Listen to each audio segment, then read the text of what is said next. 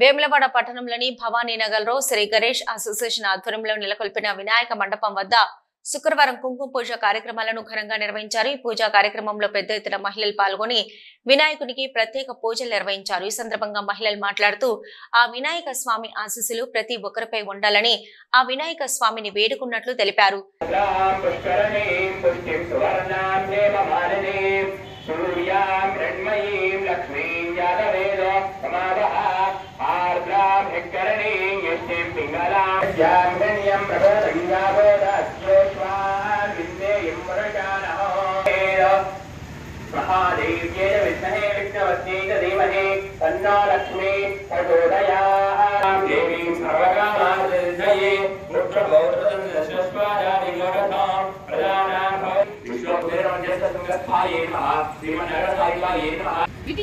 మహిళలందరూ వినాయక నవరాత్రుల సందర్భంగా వినాయకుని మంటపంలో ప్రతిరోజు ఈ నవరాత్రులలో ఒక్కొక్క రోజు ఒక్కొక్క ప్రోగ్రాం జరుపుకుంటున్నాము.